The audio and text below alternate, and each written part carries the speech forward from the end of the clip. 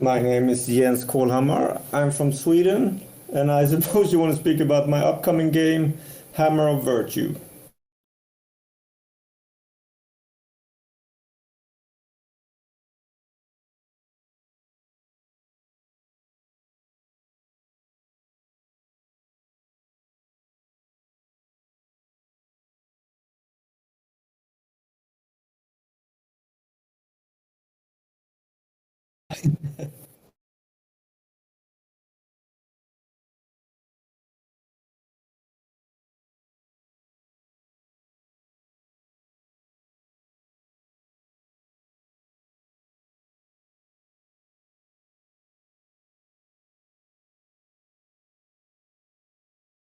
Yeah, it's hard to say where it comes from.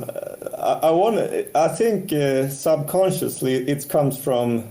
Do you remember Project Hammer? It was a game that was supposed to come out for the Wii, not the Wii U, the Wii. I'm that old. And it was like a game where you're gonna use like the Wii controls to hit with a hammer, and it looked super cool, but it never came. It was even made by Nintendo. So I think maybe in my brain it started there that I wanted to make a hammer game, but then it just yeah.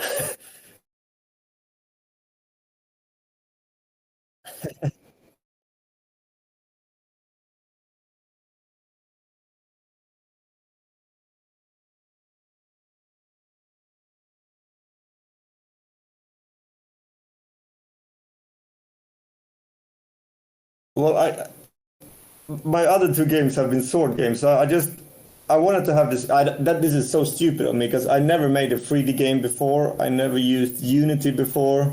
So like I should make a simple game without destruction. But I just thought it was fun to make destruction, and then Hammer was it was it was fitting instead of a sword. So not so many deep thoughts, I think, unfortunately.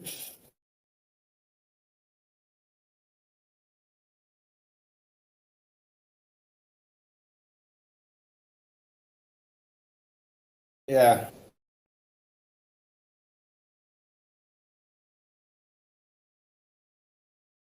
Yeah.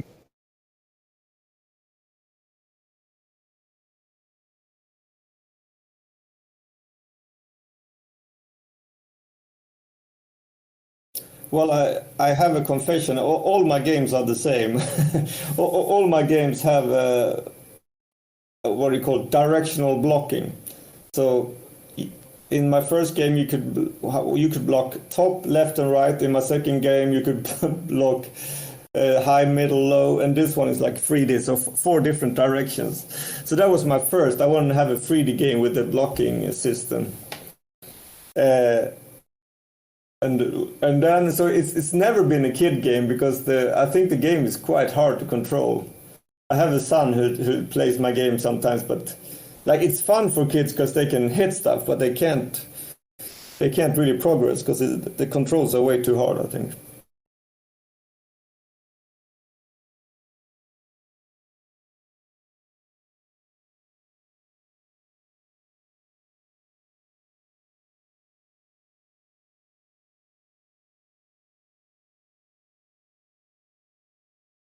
Yeah, it's super difficult.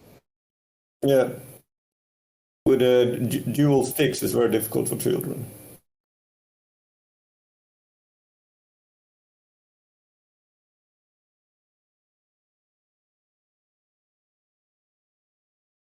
Well, my this is also this is why I don't make any money on my game, but I think my games are more geared to old people who want to play old games where you just have a game. You don't have experience points, you don't have loot, You don't have all this stuff that is like trying to make people enjoy a game. It's just a hammer and hit the stuff, and also hopefully good gameplay.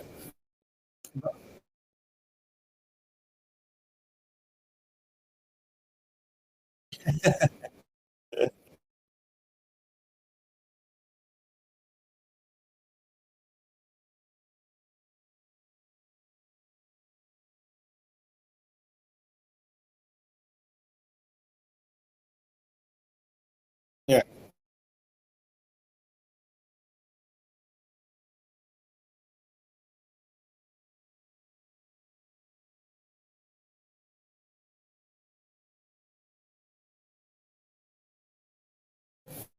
The deathmatch in this game? There is also you have one army each, so you are beating each other to death. Oh, you also have a score version, but it's also every player have an army of enemies that they are on their side.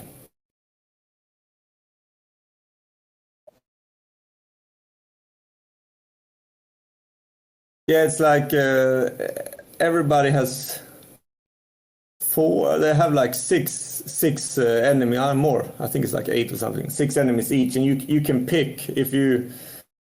This is also to make it a little bit more fair if you're playing against somebody that is not as skilled as you. You can have a worse army, or you cannot have an army as well.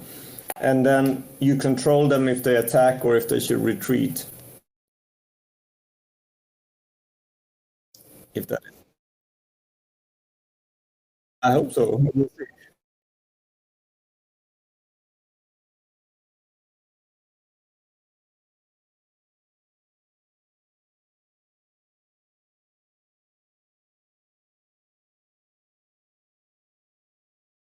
Oh yeah, so they are AI controlled. They are just attacking the other army or you, because you are also on the field, right? So you have one army each, but you also have the player, and you only have two controls for that for the armies, like either retreat or attack or stop. Actually, three.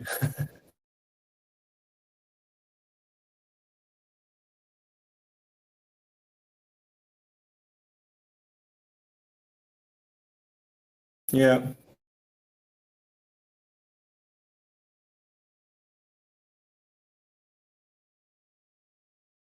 Yeah, this is where I've been banging my head like for for years. It is really it's well it's harder than I thought at least to get like because it's easy to put in destruction. It's very hard to make it fun. And sometimes I feel like I'm not really having it. In some levels, it's working, but the destruction is. I tried it to make it as interactive as possible. So if you hit something against an enemy, that enemy will take damage from that. And I even added just to a little bit push people to use different stuff against the enemy. If you hit a thing straight to the enemy, you will also get some life back.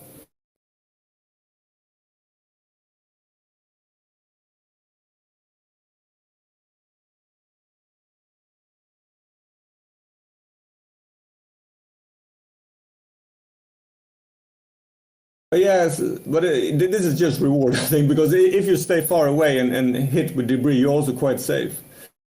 But then you also have that the enemy can do this. They won't get life back, but they can hit stuff into you as well, and you will lose life.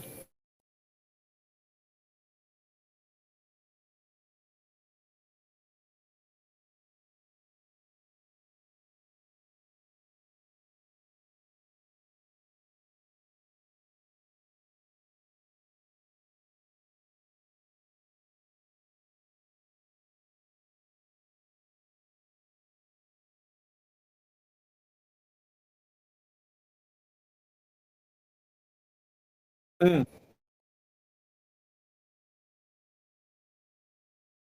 Well, everything is like except for the walls, everything can be destroyed in every level. So like if there's this thing you can destroy it and you can hit it against the player. And I also made like so all the vehicle can burn as well and they can take damage from the burn.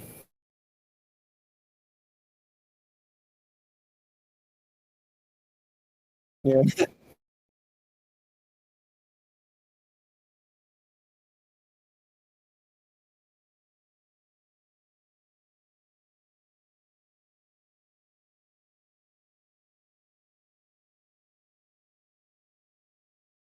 Yeah, a lot. It's a lot, and it's like just like such a simple thing. So when you hit the hammer into a building, how what do you want to happen? Do you want the whole building to explode, or do you just want one small piece? It's like all that stuff is first you have an idea and you do it, and it's boring. So then you have to always try to fix it. And when it comes to physics, you do something or you update Unity or something happens, and the physics is completely different. So then you have to go back and do all this small stuff. And then there's a lot of optimization, so the frame rates stays quite okay. Have you played Earth Defense Force? That was like I was about to like give up gaming because I thought games were so boring, and then I played Earth Defense Force 4, and I was like, oh my god, this is the way a game's supposed to be.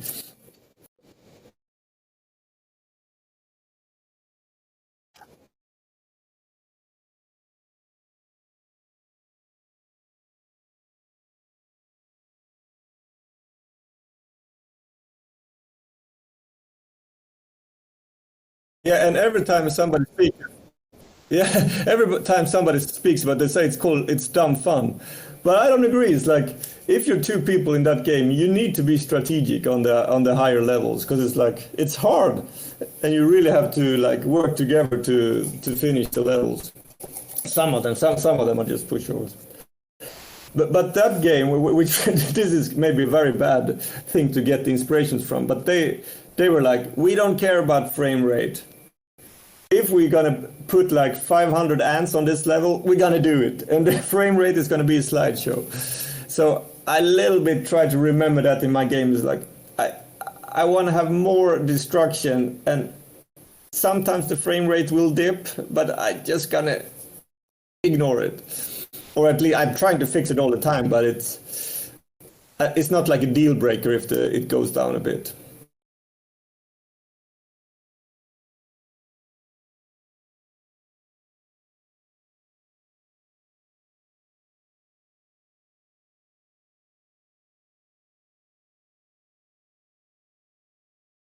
Yeah, yeah,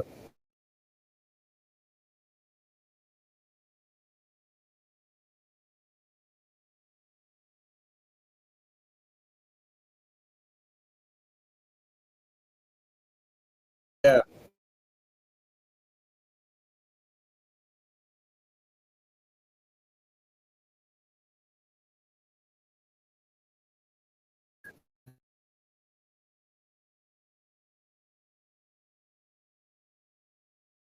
yeah. It was quite fun because the way I make it in my game is like you destroy one building, and then when you walk away from that building, all the pieces turn into one mesh. So you have like real time mesh creation. So that is really cool. So I did that first, and I thought it was quite fun. But then I realized that if you go away from a building and you hit something towards that building and it's just a mesh, it's not interactive anymore. It's just like a broken building, right? So then you have to have so many different ways where you activate the building again, if you understand my point.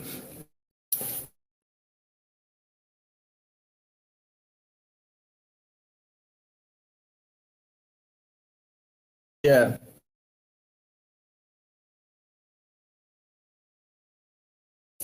It's like you walk away from there, you're not at that place of the level anymore, so it just turns into one mesh and everything else is deactivated. But as soon as you go close to it again, it will activate and the mesh will disappear.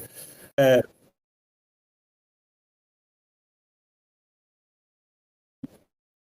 yeah, well, I was at a point where I thought I could give up until I figure out the real-time mesh creation. But you also have to create mesh when you have like an object. If you're standing on one side of the map and you're hitting something towards a house that is broken far, far away, that is just one mesh, then you also have to activate it because you want it to break up from the thing you're throwing against it, right? So there's a lot of different states where it should be not a mesh and where it should be a mesh, and all that is quite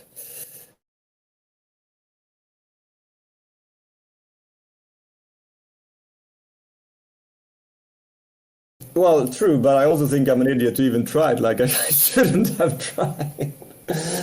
Oh my. Yeah, yeah, yeah. Just yeah, yeah. I know it's so stupid. Like I can do music, I can do graphics, I can do everything. It's very fun to make games, but it's not. My favorite joke is when it's not a joke, but sometimes when you get critics and they call my games cash grabs, you're like, if this is a cash grab, this is really a bad cash grab I'm doing here.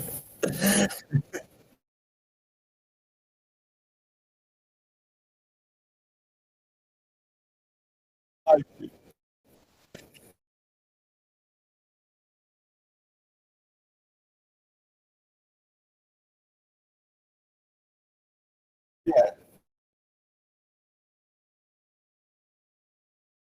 I know.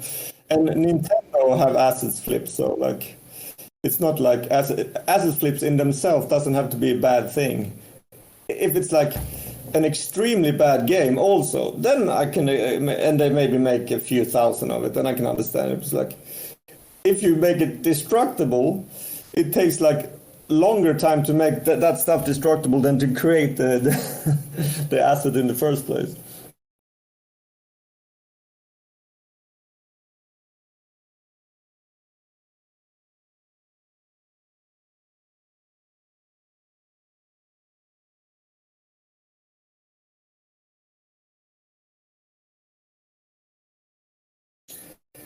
Uh, 7th of August.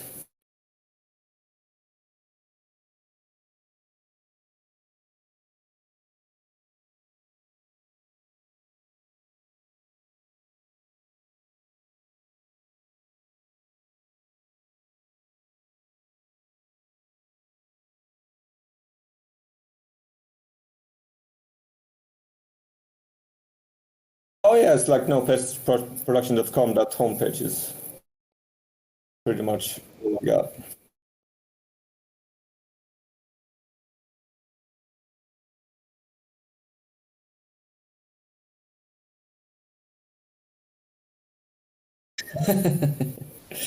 I hate squashing bugs.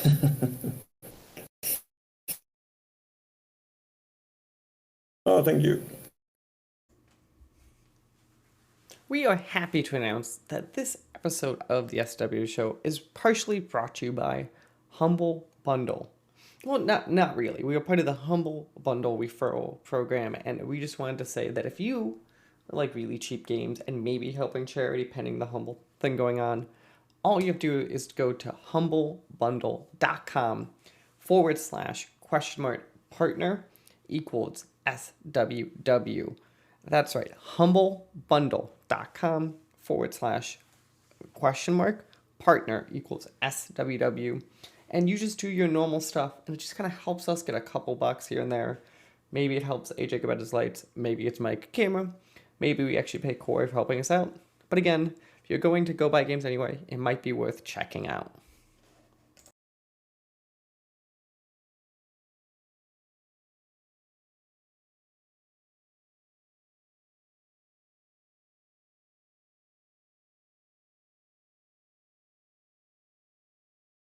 Yes, hi, I'm PJ Stranat and I'm from Czech Republic. It's in Europe. And we are working on a new game called Revive and Prosper, which is kind of combination of Factorio, Timberborn, and going medieval games. It's somewhere in the middle of those three games.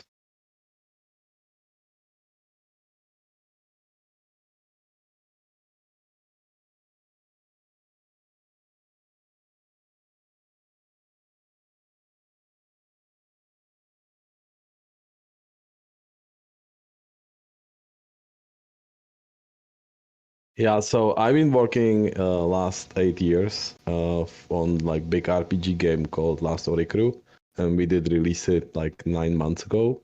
And I was before that like big fan of Dark Souls kind of game, but after 8 years working on that, I get like sick of that, and I wanted to do something like not destructive.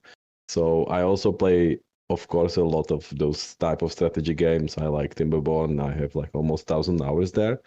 Factorio, of course, and Going Medieval. I also love with that game.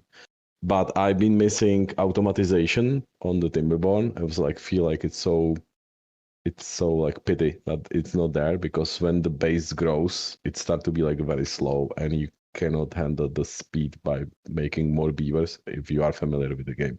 So generally, yes, it was for me kind of like relax, number one, and number two, I've been missing some features, and I want to combine those three games together.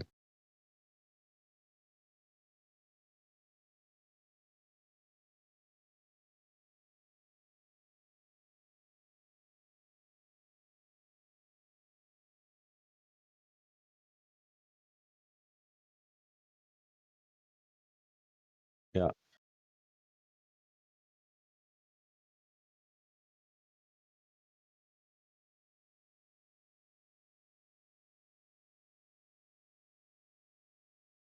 I agree with you 100%. Like generally, if you try, I feel, and I saw it like multiple times, if you try to just make the game, that you will just try to make a better game than that game because you're missing two or three features, you will soon find out how many things they did right. And actually, you don't realize that until you try to like copycat that and then add that your two, three ideas that you have. So I know for sure this is not the way to go. And I really love generally like those elements, but I think to mix them together, it's quite unique game that have different challenges. It have definitely different timing. Like so, you would say that there are a lot of experiences are similar, but when you play the game, the tempo is different. It's very different game, and it requires different approach to play it.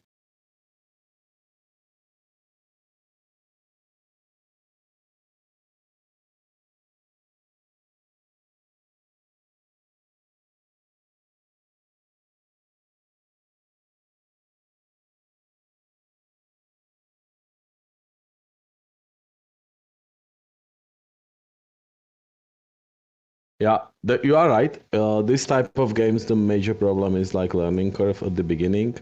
So, number one, what I love, and that was for me like really very good experience on Going Medieval, that kind of unification and simplification of how things work. It's like one unite system. Everything is actually defined in the same way. So once you learn that, which there is a like steam learning curve that you need to like really like go over. But when you do that, you know exactly how it works and how to build that. And I did try to achieve the same experience.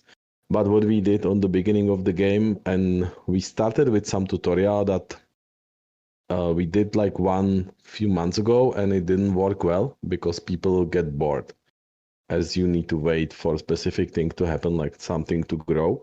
So we redo the tutorial completely, and there is one level that contains all the features. So you will learn the whole game in first 1-2 hours, and then from that experience, if you understand the basic mechanics, everything else, I believe, is just fun to explore it.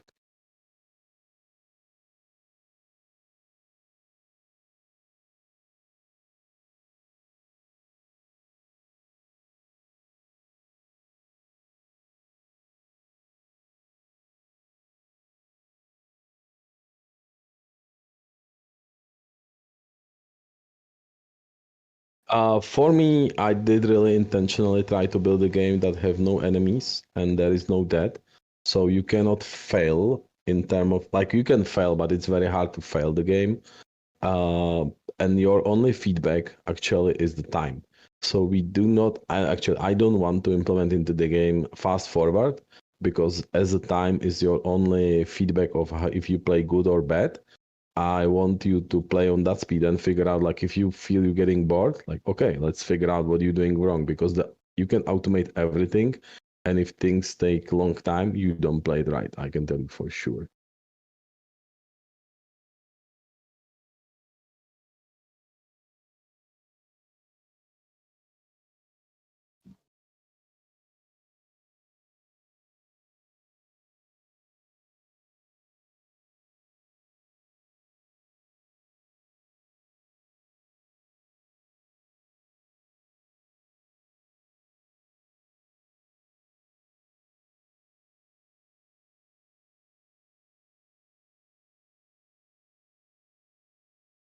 Yeah, we don't have one like what we have in the game. There is a campaign, and in the game there is no in the campaign there is actually no failing scenario unless you destroy something like resources, like you eat carrots, all the carrots, and you need to deliver carrots.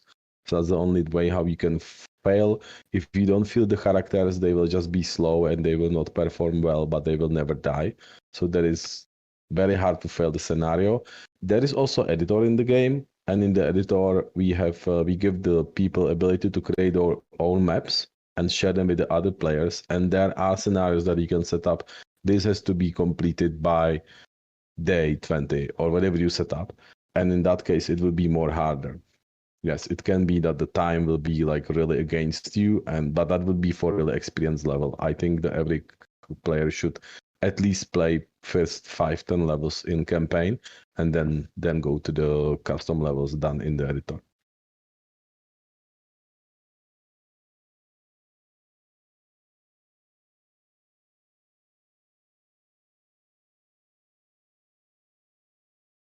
Yeah. No, we definitely like the way how I believe the games should be built.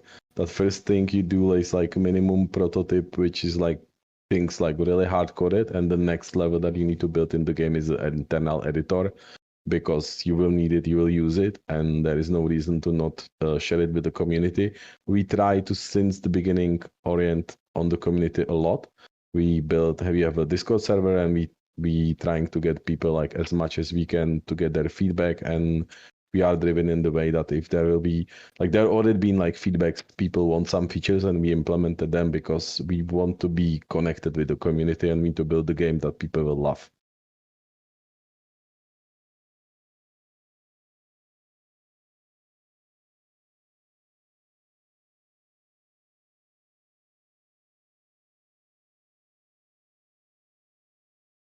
Yes.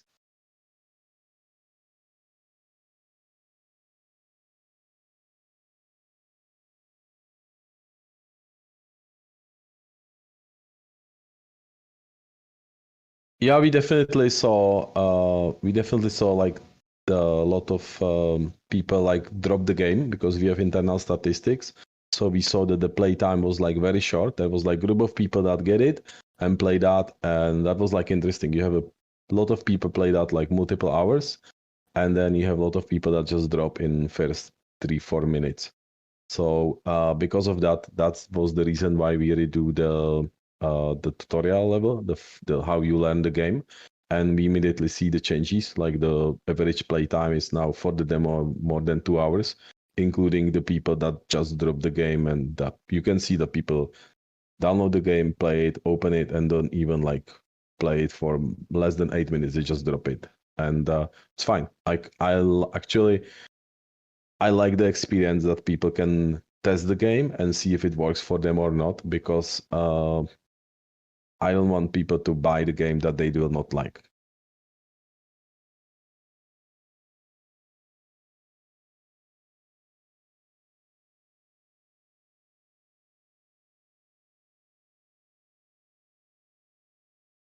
That's correct.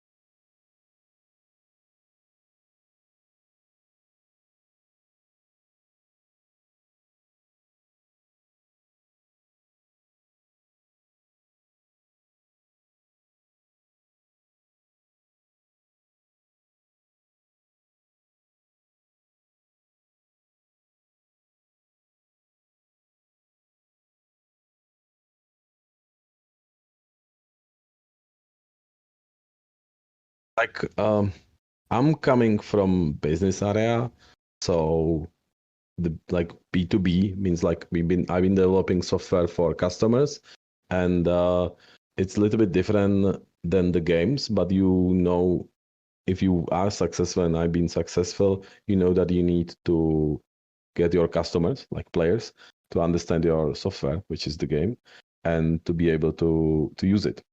So I definitely see tutorial as something essential, and the way how we solve it is kind of natural in the game, and it was not big overhead to build that. And it is actually the all tutorials are created in our editor just the players don't see some special tools and items that we can use as the developers, but there is nothing special. There is no hack. It's kind of like built inside the game. It's going smoothly with the game, and I love that. I think people should be able to learn and they should be able to skip that, which that's how we build the tutorial, that you can go very fast forward and it's not annoying you already playing the game. It's just showing you, okay, this mechanic, there's a little bit of story, which I think it's nice in the game if there's a little bit of story. So generally for me, it was no struggle. I like to do that and I like to see people playing more the game.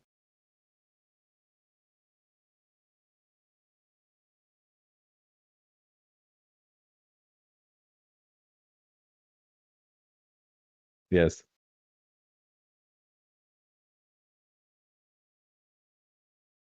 Yes, we have something called prologue. So what we did is, because we try to, like, we start to work on the game 8 months ago. So what you see is 8 months of work of 4 people, which I'm like lead designer and lead programmer. I have my wife is doing like art director, and I have one lady doing graphics, all the elements, and I have another lady doing QA and kind of promotion. And that's the whole team at this moment. We have like some external guys helping us, and we have one guy that did help us with the water, and he will come back to us, but he's now doing some other project. So we are rushing very much, and why I'm saying that is that because we are rushing with this project to get it released as soon as we can, which should be hopefully in the autumn of this year. There is not enough time to build audience by traditional marketing method that you will promote the game and slowly build up. So what we're trying to do is to show the product, came with the product out. So that's why we did the prologue. It's for free. You can play it, you can download it, you can come to our Discord, give us feedback, and you will know if you like the game or not. So you can now download the prologue. It's on the itch.io. It's on the Steam. Not the Steam will be next week because there is a time you need to wait until the page is approved and so on. But it's on the Epic Store and it's on the DB.